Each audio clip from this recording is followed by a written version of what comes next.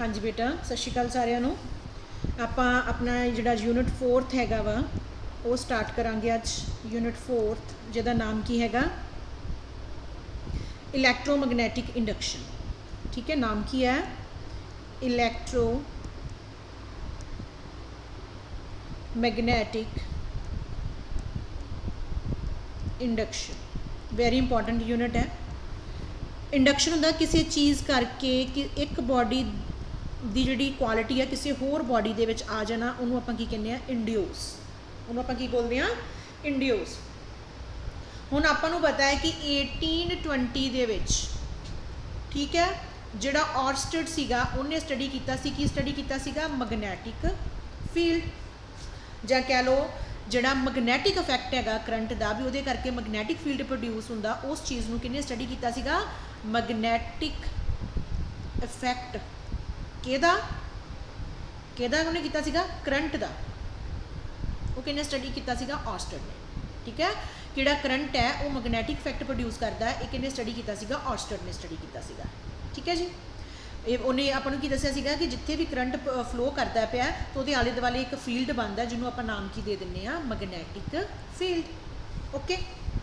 ਉਸ ਤੋਂ ਬਾਅਦ 1831 ਦੇ ਵਿੱਚ ਕੌਣ ਆ ਗਿਆ? ਇੱਕ ਨਵਾਂ ਸਾਇੰਟਿਸਟ ਆਇਆ, ਫੈਰਾਡੇ, ਜਿਹਦਾ ਨਾਮ ਤੁਸੀਂ ਫਿਜ਼ਿਕਸ 'ਚ ਕਾਫੀ ਸੁਣੋਗੇ। ਫੈਰਾਡੇ ਉਹਨੇ ਡਿਸਕਵਰ ਕੀਤਾ ਸੀਗਾ ਇਹਦਾ ਮਤਲਬ ਆ ਇਲੈਕਟ੍ਰੋਮੈਗਨੈਟਿਕ ਇੰਡਕਸ਼ਨ ਦਾ ਕਨਸੈਪਟ ਕਿਹਨੇ ਸਟੱਡੀ ਕੀਤਾ? ਕਿਹਨੇ ਸਟੱਡੀ ਕੀਤਾ? ਇਹ ਸਟੱਡੀ ਕੀਤਾ ਫੈਰਾਡੇ ਨੇ। ਕਿਹਨੇ ਸਟੱਡੀ ਕੀਤਾ? ਫੈਰਾਡੇ। ਠੀਕ ਹੈ ਜੀ। ਉਹ ਕੀ ਕਹਿੰਦਾ ਹੈ ਕਿ ਜਦੋਂ ਕੋਈ ਕੋਇਲ ਜਿਹੜੀ ਕਾਹਦੀ ਬਣੀ ਹੈ? ਕੋਇਲ ਕਾਹਦੀ ਬਣੀ ਹੈ? ਕਾਪਰ ਦੀ ਬਣੀ ਹੈ। ਉਹਨੂੰ ਤੁਸੀਂ ਮੈਗਨੈਟਿਕ ਫੀਲਡ ਦੇ ਵਿੱਚ ਰੱਖਦੇ ਹੋ। ਕਾਪਰ ਆਪਾਂ ਨੂੰ ਪਤਾ ਗੁੱਡ ਕੰਡਕਟਰ ਹੈ। ਮੈਗਨੈਟਿਕ ਫੀਲਡ ਦੇ ਵਿੱਚ ਰੱਖਦੇ ਹੋ ਤਾਂ ਉਹ ਕੋਇਲ ਵੀ ਕਹਿੰਦਾ ਉਹਦੇ 'ਚ ਵੀ ਕੀ ਪ੍ਰੋਡਿਊਸ ਹੋ ਜਾਂਦਾ? Magnetic flux.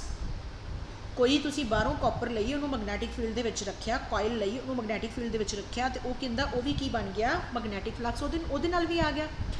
ਫੈਰਾਡੇ ਨੇ ਫਿਰ ਫਾਊਂਡ ਕੀਤਾ ਕਿ ਜਦੋਂ ਮੈਗਨੈਟਿਕ ਫਲਕਸ ਕੀ ਹੈ? ਕਿ ਕਿੰਨਾ ਮੈਗਨੈਟਿਕ ਫੀਲਡ, ਕਿੰਨੀਆਂ ਨੰਬਰ ਆਫ ਲਾਈਨਸ ਜਿਹੜੀਆਂ ਪਰਟੀਕੂਲਰ ਏਰੀਆ 'ਚੋਂ ਪਾਸ ਕਰਦੀਆਂ ਪਈਆਂ। ਸੋ ਕਹਿੰਦਾ ਜਦੋਂ ਤੁਸੀਂ ਮੈਗਨੈਟਿਕ ਫਲਕਸ ਉਸ ਕੋਇਲ ਦਾ ਚੇਂਜ ਕੀਤਾ and electric current start flowing in the coil provided the coil is closed one. ਉਹਨੇ ਕੀ ਵੇਖਿਆ ਕਿ ਜਦੋਂ ਕਰੰਟ ਜਿਹੜਾ ਹੈ ਉਹਨੂੰ ਚੇਂਜ ਕੀਤਾ ਗਿਆ ਤਾਂ ਜਿਹੜੀ ਚੇਂਜ ਹੈ ਉਸ ਕੋਇਲ ਦੇ ਵਿੱਚ ਵੀ ਆਈ। ਠੀਕ ਹੈ। ਜਦੋਂ ਕੋਇਲ ਓਪਨ ਸੀ, ਓਪਨ ਦਾ ਮਤਲਬ ਕੀ ਹੁੰਦਾ ਹੈ? An EMF is set up across the two ends of the coil। ठीक है जी। ओपन होंगे जो आप स्विच ऑन करते, क्लोज होंगे जो स्विच ऑफ करीदा। ठीक है जी। उन्हें की प्रोड्यूस किया जो रखा तो इस कॉइल दे विच भी करंट प्रोड्यूस होया, इस कॉइल दे विच भी मैगनैटिक फील्ड प्रोड्यूस होया। इहदा मतलब ये किन्ने प्रोड्यूस किया है? इनू जो ये रखा गया मैगनैटिक फील्ड दे विच उस टाइम ते इहदे च प्रॉपर्टी आई है, इस करके जिहड़ा करंट उस टाइम ते प्रोड्यूस होया उन्होंने आपां की नाम दिता? Induced current. उन्होंने आपां की नाम देवांगे? Induced current. ठीक है। इहदा मतलब दो चीज़ां वा, एक है तुहाडे कोल इंड्यूस्ड करंट, एक उन्हें नाम दिता इंड्यूस्ड EMF, इलैक्ट्रोमोटिव फोर्स। यानी कि ये उन्होंने अपनी प्रॉपर्टी नहीं सी, ये उन्होंने किसी को लई है, इस करके इन्होंने वर्ड की लग गया इंड्यूस्ड EMF ते इंड्यूस्ड करंट। सो फैराडे ने जिहड़ा इलैक्ट्रोमैगनैटिक इंडक्शन जिहड़ा उन्होंने फैनोमेना नूं दस्सिया, वो फैनोमेना है कि कहंदा is the phenomena of production of electric current और EMF, इलैक्ट्रिक करंट और EMF when magnetic flux linked with the coil changed। ਜਦੋਂ ਕਿਸੇ ਕੋਇਲ ਦੇ ਨਾਲ, ਜਿਸ ਕੋਇਲ ਨਾਲ ਉਹ ਰਿਲੇਟਡ ਹੈ, ਕਹਿੰਦਾ ਉਸ ਕੋਇਲ ਨੂੰ ਅਗਰ ਉਹਦਾ ਕਰੰਟ ਵਧਾਇਆ ਘਟਾਇਆ ਜਾਵੇ ਤੇ ਉਹਦੇ ਕੋਰਸਪੋਂਡੈਂਸ ਦੂਸਰਾ ਜਾਂ ਮੇਨ ਕਰੰਟ ਜਿਹੜਾ ਵਾ ਜਾਂ ਮੈਗਨੈਟਿਕ ਫੀਲਡ ਹੈ ਉਹਨੂੰ ਇਨਕਰੀਜ਼ ਔਰ ਡਿਕਰੀਜ਼ ਕੀਤਾ ਜਾਵੇ ਤਾਂ ਕੋਇਲ ਵੀ ਉਵੇਂ ਇਨਕਰੀਜ਼ ਡਿਕਰੀਜ਼ ਕਰੇ ਤਾਂ ਉਹਨੂੰ ਆਪਾਂ ਕੀ ਕਹਿ ਦਿੰਦੇ ਆ? Electromagnetic induction. ਠੀਕ ਹੈ ਜੀ। ਨੈਕਸਟ आ गया ਹੁਣ ਆਪਣੇ ਕੋਲ मैगनैटिक फ्लक्स की है। Magnetic flux, magnetic flux is nothing, पता ही आपां नूं कि किन्नियां जिहड़ियां नंबर ऑफ लाइनस ने पर्टिकुलर एरिया चों पास करदियां पईयां ने, किन्ना मैगनैटिक फील्ड पर्टिकुलर सरफेस चों पास करदा पिया, वो की हो गया? Magnetic flux. की कहंदा है?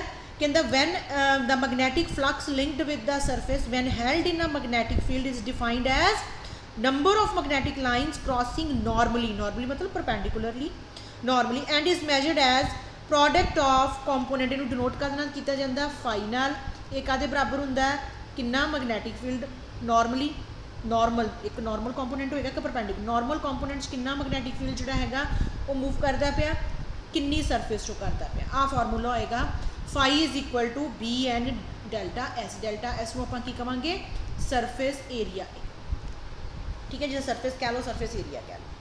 हुण उवें तुहानूं एक डायग्राम दिता होया उन्होंने, वो डायग्राम नूं ध्यान नाल देखना है तुसीं, ये आपां प्रूव करांगे हुण। मान लो आ सरफेस दित्ती हुई है, ठीक है, ये चों ये इस तरह पई है परपेंडिकुलर डायरैक्शन दे विच, इहदे चों मैग्नेटिक लाइन्स जिहड़ियां ने वो क्रॉस करदियां पईयां ने, ठीक है जी। आ कि आ गया आ इस तरह पई है कॉयल, ऐ रखनी है बेटे, ऐ पई है, तो वो चो मैग्नेटिक अपना हाथ इस तरह रख के देखो, ये चो मैग्नेटिक लाइन जिहड़ियां ने वो क्रॉस करदियां पईयां ने, ठीक है जी। ये कि आ गया डेल्टा एस, ओके। आ कि शो करता पाया तुहानूं magnetic fields, lines of magnetic field, ठीक है जी। ये सरफेस जिहड़ी आ हुण तुसीं किस तरह रखनी है, इस तरह रखना हाथ, तो ये तुहाडियां मैग्नेटिक फील्ड जिहड़ियां ने वो पास करदियां पईयां, ठीक है जी। नैक्सट आ गया तुहाडे कोल, हुण की कहंदा सपोज करो एक सरफेस एरिया डेल्टा एस का मैग्नेटिक फील्ड बी दे विच है, और उहदा जिहड़ा आ मैग्नेटिक फील्ड है, जे कहंदा आपां इहदे नाल गल करिए तो ये जो नॉर्मल है, क्योंकि इन्हें सरफेस ने टच करते हुए निकलना, ये एंगल कितना बनता थीटा, ये भी आपको पता है भी जो एंगल आ मैग्नेटिक फील्ड होएगा, मान लो जहाँ डेल्टा एस आ होएगा, तो ये की करेगी, ये लॉन्ग भी कंपोनेंट होएगा, ये लॉन्ग भी होएगा, यदा मतलब ये हॉरिजेंटल कंपोनेंट किहड़ा हो गया बी कॉस थीटा, यदा मतलब phi is equal to B N delta S, तो बी एन कंपोनेंट किहड़ा आएगा B cos theta into delta S. So इनू आप लिख सकते हैं, डॉट प्रोडक्ट होंगे ना कॉस थीटा वाला, इनू आप लिख सकते हैं B vector dot D S vector, ये आ गया तुहाडा मैग्नेटिक फ्लक्स। मैग्नेटिक फ्लक्स का फॉर्मूला की है बी वैक्टर डॉट डी वैक्स, यानी कि एरिया वैक्टर है, जोड़ा एरिया है पर्टिकुलर कॉयल का, ठीक है, वो हमेशा की होएगा नॉर्मल टू द सरफेस, तो एन कैप की रिप्रजेंट करता पाया जो भी वो यूनिट वैक्टर पता ही है, तुसीं अगे भी पढ़े हुए हैं, डायरैक्शन शो करता पाया। हुण आपां अज दो चीज़ां करनियां कि मैग्नेटिक फील्ड जिहड़ा हैगा when magnetic field is perpendicular, पहला केस की है कि जदों मैग्नेटिक फील्ड की हैगा perpendicular to the area surface, याद रख लेना, ठीक है जी। हुण की होएगा एरिया सरफेस तो जो परपेंडिकुलर होएगा, कि मैग्नेटिक फील्ड जदों सरफेस दे परपेंडिकुलर है, इमेजिन करके देखना, उन्होंने बना के देखना, जो वो परपेंडिकुलर है तो की बनेगा, आ वा ना सरफेस ये परपेंडिकुलर होएगी, तो सरफेस भी इधर ही है, डेल्टा इस तरह तुहाडा इस तरह तुहाडा हाथ पिया, ये परपेंडिकुलर ही ये है, ठीक है, उहदे नाल की होएगा, इन्हां च एंगल कितना बन जाएगा, इधर ही एस आ गया, डेल्टा एस आ गया, इधर ही की आउंदा पिया बी, दोवें की बन जाएगी एक दूजे के पैरल, एंगल कितना हो जाएगा 0 डिग्री। सो फाई कितना आ जाएगा B vector dot delta S vector जोड़ा की आ जाएगा B delta S cos 0 degree, ठीक है जी, ये की आ जाएगा बी डेल्टा एस। दूसरा केस है कि जो मैग्नेटिक फील्ड जोड़ा वो की होएगा पैरल होएगा सरफेस एरिया के, जो पैरल होएगा उदों तुसीं बना के देख लो, जे पैरल बनता है आ तुहाडी सरफेस है, ये पैरल आ रहा है, ठीक है, मैग्नेटिक फील्ड की हैगा वा एरिया सरफेस दे पैरल बनेगा, तो वो एंगल कितना बनेगा, वो एंगल बनेगा 90 डिग्री, ठीक है, सरफेस में पैरल करके देखिया जे एंगल कितना बनेगा 90 डिग्री, यदा मतलब जो 90 डिग्री बनेगा उदों मैग्नेटिक फ्लक्स कितना होएगा 0, क्योंकि कॉस 90 कितना होंदा 0, ठीक है जी। हुण आगे क्वेश्चन आएगा यूनिट्स ऑफ मैग्नेटिक फ्लक्स, की यूनिट्स होंदे ने वैबर, मैग्नेटिक फ्लक्स के यूनिट की ने वैबर, ठीक है जी। फ्लक्स जिहड़ा वो वैबर है, तो अपने को फॉर्मूला की है phi is equal to B delta S, तो बी नूं फिर आपां काहदे च लवांगे टेस्ला च, tesla multiply by surface area तो पता ही है मीटर स्क्वेयर, यदा मतलब 1 weber is equal to 1 tesla into 1 metre square. ये अगेन तुहानूं डेफिनेशन ही पूछनी है कि 1 वैबर की है कि जो मैग्नेटिक फ्लक्स 1 टेस्ला लिंक्ड हैगा with the area of 1 metre square, ठीक है जी, ਉਦੋਂ ਕਿੰਨਾ ਮੈਗਨੈਟਿਕ ਫਲਕਸ ਜਿਹੜਾ ਫਲਕਸ ਪ੍ਰੋਡਿਊਸ ਹੁੰਦਾ ਉਹਨੂੰ ਆਪਾਂ ਕੀ ਬੋਲਦੇ ਹਾਂ 1 ਵੈਬਰ। ਸਿਮਿਲਰਲੀ ਆ ਗਿਆ ਜੇ CGS ਦੀ ਗੱਲ ਕਰਦੇ ਹਾਂ ਤਾਂ ਉੱਥੇ ਕੀ ਆ ਜਾਏਗਾ 1 ਮੈਕਸਵੈਲ ਹੁੰਦੇ ਉਹਦੇ ਯੂਨਿਟ ਮੈਗਨੈਟਿਕ ਫਲਕਸ ਦੇ, ਤੇ ਇਹਦੇ ਕੀ ਹੁੰਦੇ ਨੇ ਗੌਸ ਮੈਗਨੈਟਿਕ ਫੀਲਡ ਦੇ, ਤੇ ਉਹਨੂੰ ਆਪਾਂ ਕਾਹਦੇ 'ਚ ਮੈਜਰ ਕਰਦੇ ਹਾਂ ਸੈਂਟੀਮੀਟਰ ਸਕੁਅਰ ਦੇ ਵਿੱਚ। ਠੀਕ ਹੈ ਜੀ। ਨੈਕਸਟ ਆ ਗਿਆ ਜਿਹੜੇ ਆਪਣੇ ਕੋਲ ਮੇਨ ਹੈਗੇ ਨੇ ਫੈਰਾਡੇਜ਼ ਐਕਸਪੈਰੀਮੈਂਟ। ਜਿਹੜੇ ਫੈਰਾਡੇ ਨੇ ਐਕਸਪੈਰੀਮੈਂਟ ਆਪਾਂ ਨੂੰ ਪ੍ਰੂਵ ਕਰਕੇ ਦਿੱਤੇ ਆ ਵੀ ਅਗਰ ਇੱਕ ਚੀਜ਼ ਨੂੰ ਆਪਾਂ ਚੇਂਜ ਕਰਦੇ ਹਾਂ ਤਾਂ ਉਹਦੇ ਕੋਰਸਪੋਂਡਿੰਗ ਦੂਜੀ ਚੀਜ਼ ਦੇ ਵਿੱਚ ਵੀ ਚੇਂਜ ਆ ਰਿਹਾ। ਉਹਦੇ ਸਾਰੇ ਐਕਸਪੈਰੀਮੈਂਟ ਤੁਸੀਂ ਪੜ੍ਹਨੇ ਆ ਆਪਣੀ ਸਿੰਪਲ ਲੈਂਗੁਏਜ ਵਿੱਚ ਵੀ ਕਰ ਸਕਦੇ ਹੋ। ਐਕਸਪੈਰੀਮੈਂਟ ਨੰਬਰ ਪਹਿਲਾ ਕਰਾਂਗੇ ਆਪਾਂ। ਉਹਦੇ 'ਚ ਉਹਨਾਂ ਨੇ ਕੀ ਦਿੱਤਾ ਹੋਇਆ, ਇੱਕ ਕੰਡਕਟਰ ਬਣਾਇਆ ਹੋਇਆ, ਦਿਸ ਇਜ਼ ਦਾ ਕੰਡਕਟਰ। ਇਹਦੇ ਉੱਪਰ ਇਹ ਕੰਡਕਟਰ ਹੈ, ਇਹਦੇ ਉੱਪਰ 2 ਕੋਇਲਸ ਜਿਹੜੀਆਂ ਉਹ ਰੱਖੀ, ਮਤਲਬ ਬੇਸ ਸੇਮ ਹੈ, ਕੰਡਕਟਰ ਸੇਮ ਹੈ, ਇਹਦੇ 'ਤੇ 2 ਕੋਇਲਸ ਜਿਹੜੀਆਂ ਨੇ, ਮੰਨ ਲਓ ਆਹ ਬੈਟਰੀ ਆ, ਬੈਟਰੀ ਦਾ ਸਿੰਬਲ ਪਤਾ ਨਾ, ਸੈੱਲ ਲੱਗਾ। ਠੀਕ ਹੈ ਜੀ। ਇੱਧਰੋਂ ਕਰੰਟ ਆ ਰਿਹਾ, ਸਪੋਜ਼ ਕਰੋ ਇੱਕ ਕੋਇਲ ਜਿਹੜੀ ਆ ਉਹ ਕੀ ਬੋਲਦੇ ਆ, ਠੀਕ ਹੈ ਜੀ, ਇਹ ਪ੍ਰਾਇਮਰੀ ਕੋਇਲ ਆ। ਸਿਮਿਲਰਲੀ ਉਸੇ ਬੇਸ ਦੇ ਉੱਪਰ ਹੀ ਇੱਕ ਜਿਹੜੀ ਆ ਕਰੰਟ ਦੀ ਡਾਇਰੈਕਸ਼ਨ ਕੀ ਬਣੇਗੀ ਫਿਰ this one this one this one. ਠੀਕ ਹੈ ਜੀ। ਇਹ ਕੀ ਬਣ ਜਾਏਗੀ ਫਿਰ ਇੱਕ ਕੋਇਲ ਹੋਰ ਲਈ ਆ, ਉਹ ਵੀ ਇਹਦੇ 'ਤੇ, ਇਹਨੂੰ ਸੈਕੰਡਰੀ ਕੋਇਲ ਕਵਾਂਗੇ ਆਪਾਂ। ਠੀਕ ਹੈ ਜੀ। ਇਹ ਆ ਜਾਏਗੀ ਦਿਸ ਵਨ, ਆ ਇਹਨਾਂ ਦੇ ਐਰੋ ਆ ਜਾਏਗੀ, ਇਹ ਆ ਗਈ ਪ੍ਰਾਇਮਰੀ, ਮਤਲਬ ਆ ਗਿਆ ਕੰਡਕਟਰ। ਇਹਦੇ ਉੱਪਰ ਹੀ 2 ਕੋਇਲਸ ਜਿਹੜੀਆਂ ਨੇ ਉਹ ਵਾਊਂਡ ਕੀਤੀਆਂ ਹੋਈਆਂ, ਪ੍ਰਾਇਮਰੀ ਕੋਇਲ ਤੇ ਸੈਕੰਡਰੀ ਕੋਇਲ। ਠੀਕ ਹੈ ਜੀ। ਆਇਰਨ ਰੋਡ ਲਈ ਹੈ, ਉਹਦੇ 'ਚ 2 ਕੋਇਲਸ ਲਈਆਂ ਨੇ P ਤੇ S, ਦੋਵਾਂ ਨੂੰ ਆਇਰਨ ਰੋਡ ਦੇ ਉੱਪਰ ਜਿਹੜਾ ਉਹਨਾਂ ਨੇ ਕੀ ਕੀਤਾ ਹੋਇਆ ਵਾਊਂਡ ਕੀਤਾ ਹੋਇਆ। ਇੱਕ ਬੈਟਰੀ ਲਈ ਹੈ ਜਿਹਨੇ ਕਰੰਟ ਦੀ ਸਪਲਾਈ ਦੇਣੀ ਹੈ। ਠੀਕ ਹੈ ਜੀ। ਇੱਕ ਟੈਪਿੰਗ ਕੀ ਹੈ, ਇਹਨੂੰ ਕੀ ਬੋਲਦੇ ਆ, ਕੀ ਦਾ ਮਤਲਬ ਹੁੰਦਾ ਇਹ ਸਵਿਚ ਦੀ ਤਰ੍ਹਾਂ ਕੰਮ ਕਰਦੀ ਆ। ਇਹਦੇ 'ਚ ਕੀ ਇਨਸਰਟ ਕਰੋਗੇ ਤਾਂ ਇਹ ਸਰਕਟ ਜਿਹੜਾ ਉਹ ਵਰਕ ਕਰੇਗਾ, ਜੇ ਨਹੀਂ ਕਰੋਗੇ ਤਾਂ ਸਰਕਟ ਵਰਕ ਨਹੀਂ ਕਰੇਗਾ। ਠੀਕ ਹੈ ਜੀ। ਹੁਣ ਉਹਨੇ ਕੀ ਕੀਤਾ, ਅੱਛਾ ਇਹਦੇ ਨਾਲ ਪ੍ਰਾਇਮਰੀ ਕੋਇਲ ਦੇ ਨਾਲ ਉਹਨਾਂ ਨੇ ਇੱਕ ਗਲਵੈਨੋਮੀਟਰ ਲਾ ਲਿਆ ਤਾਂ ਕਿ ਆਪਾਂ ਨੂੰ ਰੀਡਿੰਗਸ ਪਤਾ ਲੱਗ ਸਕਣ ਕਿ ਵਾਕਈ ਕੁਝ ਚੇਂਜ ਹੋ ਰਹੀ ਹੈ ਕਿ ਨਹੀਂ। ਗਲਵੈਨੋਮੀਟਰ ਆਪਾਂ ਪੜ੍ਹਿਆ ਜਿਹੜਾ ਕਿ ਸਮੌਲ ਡਿਟੈਕਸ਼ਨ ਦਿੰਦਾ ਕਰੰਟ ਦੀ। ਠੀਕ ਹੈ ਜੀ। ਹੁਣ ਉਹਨੇ ਕੀ ਕੀਤਾ, ਕਹਿੰਦਾ deflection is produced in the galvanometer when tapping ਕੀ। ਜਦੋਂ ਕੀ ਨੂੰ ਇਨਸਰਟ ਕੀਤਾ, ਜਦੋਂ ਸਰਕਟ ਔਨ ਹੋਇਆ ਤਾਂ ਗਲਵੈਨੋਮੀਟਰ ਦੇ ਵਿੱਚ ਡਿਫਲੈਕਸ਼ਨ ਪ੍ਰੋਡਿਊਸ ਹੋਈ, ਕਰੰਟ ਪ੍ਰੋਡਿਊਸ ਹੋਇਆ। ਲੇਕਿਨ ਉਹ ਲੱਗਾ ਕਿਹਦੇ ਕ੍ਰੋਸ ਹੈ, ਉਹ ਲੱਗਾ ਸੈਕੰਡਰੀ ਕੋਇਲ ਦੇ ਕ੍ਰੋਸ। ਆਪਾਂ ਕਰੰਟ ਦੇ ਰਹੇ ਹਾਂ ਪ੍ਰਾਇਮਰੀ ਨੂੰ, ਆਹ ਦੇਖੋ ਕਰੰਟ ਕਿੱਥੋਂ ਸਪਲਾਈ ਜਾ ਰਹੀ ਹੈ, ਪ੍ਰਾਇਮਰੀ ਨੂੰ ਜਾ ਰਹੀ ਹੈ। ਲੇਕਿਨ ਜਦੋਂ ਉਹਨੇ ਕੀ ਕ੍ਰੋਸ ਕੀਤੀ ਤਾਂ ਗਲਵੈਨੋਮੀਟਰ ਨੇ ਰੀਡਿੰਗ ਸ਼ੋ ਕੀਤੀ। ਇਹਦਾ ਮਤਲਬ ਕੀ ਪ੍ਰੂਵ ਹੋ ਗਿਆ, ਜਿਹੜੀ ਸੈਕੰਡਰੀ ਕੋਇਲ ਹੈ ਉਹਦੇ ਵਿੱਚ ਵੀ ਕਰੰਟ ਪ੍ਰੋਡਿਊਸ ਹੋ ਰਿਹਾ। ਇਹ ਕਿਹੜਾ ਫੈਨੋਮੀਨਾ ਹੋ ਗਿਆ, ਇਲੈਕਟ੍ਰੋਮੈਗਨੈਟਿਕ ਇੰਡਕਸ਼ਨ, ਕਿ ਸਪਲਾਈ ਆਪਾਂ ਇੱਕ ਚੀਜ਼ ਨੂੰ ਦੇ ਰਹੇ ਹਾਂ ਲੇਕਿਨ ਬੇਸ ਕਾਮਨ ਹੋਣ ਕਰਕੇ, ਆਇਰਨ ਰੋਡ ਉੱਪਰ ਲੱਗਿਆ ਹੋਣ ਕਰਕੇ ਉਹੀ ਕਰੰਟ ਜਿਹੜਾ ਅੱਗੇ ਮੂਵ ਕਰ ਗਿਆ, ਯਾਨੀ ਕਿ ਉਹਦੇ ਵਿੱਚ ਵੀ ਉਹੀ ਪ੍ਰੋਪਰਟੀ ਆ ਗਈ। ਠੀਕ ਹੈ ਜੀ।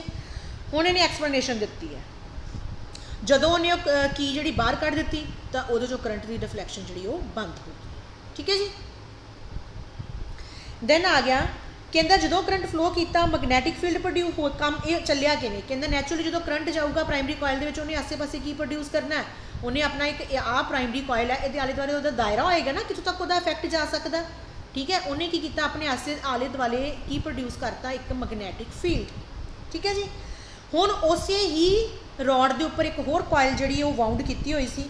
ਇਹਦਾ ਮਤਲਬ ਜਦੋਂ ਮੰਨ ਲਓ ਇਹਦੇ ਆਲੇ ਦੁਆਲੇ ਕਰੰਟ ਆ ਮੈਗਨੈਟਿਕ ਫੀਲਡ ਪ੍ਰੋਡਿਊਸ ਹੋਇਆ, ਹੋ ਸਕਦਾ ਉਹ ਮੈਗਨੈਟਿਕ ਫੀਲਡ ਜਿਹੜਾ ਉਹਦੇ ਅੰਦਰ ਵੀ ਆ ਗਿਆ ਹੋਵੇ। ਠੀਕ ਹੈ ਜੀ।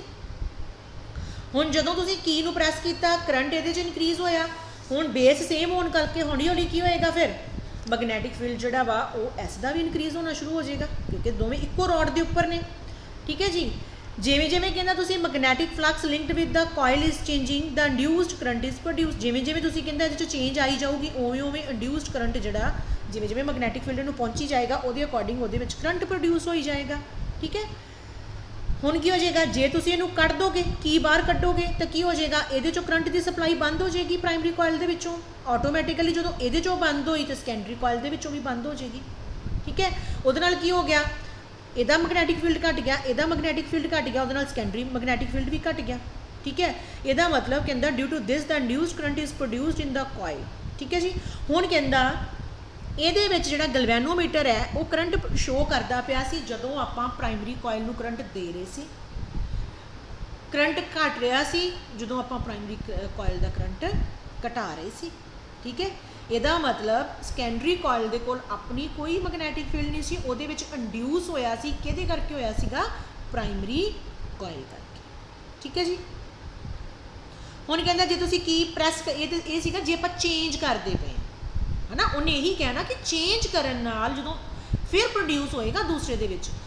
ਇਹਦੇ ਸੀਗਾ ਜੇ ਆਪਾਂ ਉਹਨੂੰ ਔਨ ਕੀਤਾ ਤਾਂ ਉਹਦੇ 'ਚ ਆ ਗਿਆ ਕਰੰਟ, ਜੇ ਆਫ ਕਰਤਾ, ਜੇ ਹੁਣ ਆਪਾਂ ਸਟੈਡੀ ਰਹਿੰਦੀ ਹੈ ਮਤਲਬ ਕੀ ਇਨਸਰਟ ਹੀ ਰਹਿੰਦੀ ਹੈ, ਲਗਾਤਾਰ ਔਨ ਹੀ ਰਹਿੰਦੀ ਹੈ, ਕੀ ਹੋਏਗਾ? Current in the coil become ਸਟੈਡੀ। ਹੌਲੀ ਹੌਲੀ ਜਿੰਨੀ ਉਹਦੀ ਕਪੈਸਿਟੀ ਹੈ ਪ੍ਰਾਇਮਰੀ ਕੋਇਲ ਦੀ ਉਹਨਾਂ ਕਰੰਟ ਉਹ ਲੈ ਲਏਗਾ ਤੇ ਉਨਾ ਹੀ ਰਹੇਗਾ। ਹੁਣ ਉਹਦੀ ਉਸ ਤੋਂ ਬਾਅਦ ਉਹ ਜਿੰਨੀ ਉਹਦੇ 'ਚ ਹੈਗੀ ਸੀ ਉਹਨੇ ਆਪਣਾ ਮੈਕਸਿਮਮ ਕਰੰਟ ਲੈ ਲਿਆ, ਉਹ ਵੀ ਸਟੈਡੀ ਹੋ ਜਾਏਗਾ, ਫਿਕਸ ਹੋ ਜਾਏਗਾ। ਇਹਦਾ ਮਤਲਬ ਜਿਹੜਾ ਫਿਰ ਕੋਇਲ ਦਾ ਜਿਹੜਾ ਹੈਗਾ ਸੈਕੰਡਰੀ ਕੋਇਲ ਹੈ ਉਹ ਵੀ ਸਟੈਡੀ ਹੋ ਜਾਏਗੀ। ਠੀਕ ਹੈ ਜੀ। ਬਟ ਜਿਹੜਾ ਇੰਡਿਊਸਡ ਕਰੰਟ ਹੈ ਯਾਦ ਰੱਖਣਾ ਇਹ ਉਦੋਂ ਹੀ ਪ੍ਰੋਡਿਊਸ ਹੋਣਾ ਹੈ ਜਦੋਂ ਆਪਾਂ ਨੇਬਰਿੰਗ ਕੋਇਲ ਦਾ ਮੈਗਨੈਟਿਕ ਫਲਕਸ ਚੇਂਜ ਕਰਾਂਗੇ। ਜੇ ਉਹ ਸਟੈਡੀ ਹੋ ਜਾਏਗਾ ਫਿਰ ਕੀ ਹੋਏਗਾ? ਕੋਈ ਵੀ ਡਿਫਲੈਕਸ਼ਨ ਸੈਕੰਡਰੀ ਕੋਇਲ ਸ਼ੋ ਨਹੀਂ ਕਰੇਗਾ। ਜਿੱਥੋਂ ਇਹ ਸ਼ੋ ਹੁੰਦਾ ਹੈ ਕਿ ਫੈਰਾਡੇ ਨੇ ਗੱਲ ਸਹੀ ਕਹੀ ਹੈ ਕਿ ਜਦੋਂ ਇੱਕ ਕੋਇਲ ਦਾ ਮੈਗਨੈਟਿਕ ਫੀਲਡ ਚੇਂਜ ਕੀਤਾ ਜਾਂਦਾ, ਚੇਂਜ ਕਰਨ ਦੇ ਨਾਲ ਸੈਕੰਡਰੀ ਕੋਇਲ ਦੇ ਵਿੱਚ ਵੀ ਕਰੰਟ ਇੰਡਿਊਸ ਹੁੰਦਾ ਹੈ। ਬਟ ਜੇ ਤੁਸੀਂ ਫਸਟ ਕੋਇਲ ਉਹਨੂੰ ਸਟੈਡੀ ਕਰ ਦੋਗੇ ਤਾਂ ਕੋਈ ਵੀ ਜਿਹੜੀ ਉਹ ਸ਼ੋ ਨਹੀਂ ਹੋਏਗੀ। ਠੀਕ ਹੈ ਜੀ। ਨੈਕਸਟ ਉਹਨੇ ਇੱਕ ਐਕਸਪੈਰੀਮੈਂਟ ਹੋਰ ਕੀਤਾ ਸੀਗਾ, 3 ਐਕਸਪੈਰੀਮੈਂਟ ਨੇ, ਤਿੰਨੇ ਇੰਪੋਰਟੈਂਟ ਨੇ। ਦੈਨ ਆ ਗਿਆ ਐਕਸਪੈਰੀਮੈਂਟ ਨੰਬਰ 2। ਠੀਕ ਹੈ ਜੀ। ਹੁਣ ਆ ਗਿਆ ਉਹ ਤਾਂ ਸੀਗਾ ਇੱਕੋ ਬੇਸ ਦੇ ਉੱਪਰ ਦੋ ਜਿਹੜੀਆਂ ਕੋਇਲਸ ਆਪਾਂ ਵਾਊਂਡ ਕੀਤੀਆਂ ਹੋਈਆਂ ਸੀਗੀਆਂ। ਹੁਣ ਤੁਸੀਂ ਕੀ ਕਰ ਦਿੱਤਾ ਕਿ ਅਲੱਗ-ਅਲੱਗ ਲੈ ਲਈਆਂ, ਇੱਕ ਆਹ ਲੈ ਲਈ। ਠੀਕ ਹੈ, ਇਹਦੇ ਨਾਲ ਗਲਵੈਨੋਮੀਟਰ ਲਗਾਤਾ। ਆ ਜਾ ਕੇ ਫਿਰ ਕਨਸੈਪਟ ਉਹੀ ਰਹਿਣਾ ਕਿ ਇੱਕ ਦੀ ਚੇਂਜ ਕਰੋਗੇ ਤੇ ਦੂਜੇ ਦੇ ਵਿੱਚ ਪ੍ਰੋਡਿਊਸ ਹੋਏਗੀ।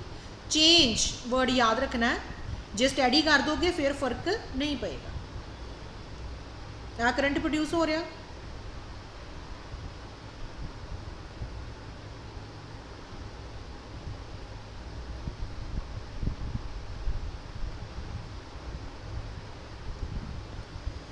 ਓਕੇ। ਇਹ ਲੈ ਲਈ ਮੰਨ ਲਓ ਪ੍ਰਾਇਮਰੀ ਕੋਇਲ ਹੈ, ਆ ਲੈ ਲਈ ਆਪਾਂ ਸੈਕੰਡਰੀ ਕੋਇਲ। ਇਹਦੇ ਨਾਲ ਆ ਗਲਵੈਨੋਮੀਟਰ ਲੱਗਾ ਹੋਇਆ, ਇਹਦੇ ਨਾਲ ਆ ਇੱਥੇ ਲੱਗੀ ਹੋਈ ਹੈ ਆਪਣਾ ਬੈਟਰੀ। ਠੀਕ ਹੈ ਜੀ। ਹੁਣ ਉਹ ਕੀ ਕਹਿੰਦਾ ਹੈ ਕਿ ਇੱਕ ਕੋਇਲ ਲੈ ਲਈ ਪ੍ਰਾਇਮਰੀ ਕੋਇਲ ਜਿਹਨੂੰ ਆਇਰਨ ਰੋਡ ਦੇ ਉੱਪਰ ਵਲੇਟਤਾ। ਆ ਕਿਹੜੀ ਰੋਡ ਹੈ? ਆਇਰਨ। ਕਾਦੀ ਰੋਡ ਹੈ? ਆਇਰਨ ਦੀ ਰੋਡ ਦੇ ਉੱਪਰ ਇੱਕ ਕੋਇਲ ਆਪਾਂ ਵਲੇਟ ਦਿੱਤੀ, ਉਹਨੂੰ ਨਾਮ ਦੇ ਦਿੱਤਾ ਪ੍ਰਾਇਮਰੀ ਕੋਇਲ। ਉਹਨੂੰ ਬੈਟਰੀ ਨਾਲ ਕਨੈਕਟ ਕਰ ਦਿੱਤਾ। ਸਟੈਡੀ ਕਰੰਟ ਫਲੋ ਕਰੇਗਾ। ਕਹਿੰਦਾ ਨੈਚੁਰਲੀ ਜੇ ਸਟੱਡੀ ਇੱਕੋ ਜਿਹਾ ਕਰੰਟ ਫਲੋ ਕਰੇਗਾ ਤਾਂ ਇੱਕੋ ਜਿਹਾ ਮੈਗਨੈਟਿਕ ਫੀਲਡ ਪ੍ਰੋਡਿਊਸ ਹੋਏਗਾ। ਇੱਕ ਹੋਰ ਕੋਇਲ ਲੈ ਲਈ ਐਸ, ਜਿਹਦੇ ਵਿੱਚ ਗਲਵੈਨੋਮੀਟਰ ਰੱਖ ਦਿੱਤਾ ਤੇ ਉਹਨੂੰ ਉਹਦੀ ਲਾਈਨ ਮਤਲਬ ਬਰਾਬਰ ਇੱਕ ਦੂਜੇ ਦੇ ਪੈਰਲਲ ਜਿਹੜਾ ਉਹ ਰੱਖ ਦਿੱਤਾ ਗਿਆ। ਠੀਕ ਹੈ ਜੀ। ਫੈਰਾਡੇ ਨੇ ਕੀ ਅਬਜ਼ਰਵ ਕੀਤਾ ਕਿ ਡਿਫਲੈਕਸ਼ਨ ਪ੍ਰੋਡਿਊਸ ਹੋ ਰਹੀ ਹੈ ਗਲਵੈਨੋਮੀਟਰ ਦੇ ਵਿੱਚ। ਜੇ ਕੋਇਲ P ਨੂੰ ਤੁਸੀਂ ਆ ਫਿਕਸ ਹੈ, ਇਹਨੂੰ ਫਿਕਸ ਕਰਤਾ, ਜੇ ਕੋਇਲ ਨੂੰ ਦੇ ਨੇੜੇ ਲੈ ਕੇ ਜਾਂਦੇ ਪਏ ਹੋ ਤਾਂ ਗਲਵੈਨੋਮੀਟਰ ਡਿਫਲੈਕਸ਼ਨ ਸ਼ੋ ਕਰਦਾ ਪਿਆ, ਜੇ ਦੂਰ ਲੈ ਕੇ ਜਾਂਦੇ ਪਏ ਹੋ ਤਾਂ ਡਿਫਲੈਕਸ਼ਨ ਸ਼ੋ ਨਹੀਂ ਹੁੰਦੀ ਪਈ। ਇਹ ਉਹਨੇ ਅਬਜ਼ਰਵ ਕੀਤਾ ਸੀਗਾ। ਠੀਕ ਹੈ। ਇਹਦਾ ਮਤਲਬ ਇਹਦੇ 'ਚ ਕਰੰਟ ਉਦੋਂ ਹੀ ਪ੍ਰੋਡਿਊਸ ਹੋਏਗਾ ਜਾਂ ਤਾਂ ਪ੍ਰਾਇਮਰੀ ਕੋਇਲ ਦੇ ਨੇੜੇ ਆਏਗੀ ਜਾਂ ਜਦੋਂ ਪ੍ਰਾਇਮਰੀ ਕੋਇਲ ਦੂਰ ਜਾਏਗੀ। ਇਹਦਾ ਮਤਲਬ ਜਦੋਂ ਚੇਂਜ ਪ੍ਰੋਡਿਊਸ ਕਰੋਗੇ ਤਾਂ ਇਹਦੇ 'ਚ ਕਰੰਟ ਪ੍ਰੋਡਿਊਸ ਹੁੰਦਾ ਪਿਆ। ਹੁਣ ਇਹ ਕੰਮ ਕਿਵੇਂ ਕਰਦਾ? ਜਦੋਂ ਕਹਿੰਦਾ ਸਟੈਡੀ ਕਰੰਟ ਪ੍ਰਾਇਮਰੀ ਕੋਇਲ 'ਚੋਂ ਪਾਸ ਕੀਤਾ, ਜਿਹੜੀ ਆਇਰਨ ਰੋਡ ਦੇ ਉੱਪਰ ਵਲੇਟੀ ਹੋਈ ਸੀ, ਆਇਰਨ ਰੋਡ ਕੀ ਬਣ ਗਈ? ਇੱਕ ਇਲੈਕਟ੍ਰੋਮੈਗਨੈਟ ਬਣ ਗਿਆ, ਇੱਕ ਮੈਗਨੇਟ ਬਣ ਗਿਆ, ਚੁੰਬਕ ਬਣ ਗਿਆ। ਠੀਕ ਹੈ ਜੀ। ਹੁਣ ਕੀ ਹੋਏਗਾ? ਹੁਣ ਆਪਾਂ ਨੂੰ ਇਹ ਵੀ ਪਤਾ ਹੈ ਕਿ ਜਿਹੜੀਆਂ ਮੈਗਨੈਟਿਕ ਫੀਲਡ ਲਾਈਨਸ ਨੇ ਉਹ ਮੈਕਸਿਮਮ ਕਿੱਥੇ ਹੁੰਦੀਆਂ ਨੇ? ਮੈਗਨੇਟ ਦੇ ਕਿਹੜੇ ਪੁਆਇੰਟ ਤੇ ਹੁੰਦੀਆਂ ਨੇ? ਆ ਇੱਥੇ ਮੈਕਸਿਮਮ ਹੁੰਦੀਆਂ ਨੇ, ਯਾਨੀ ਕਿ ਪੋਲਸ ਦੇ ਉੱਪਰ। ਠੀਕ ਹੈ ਜੀ।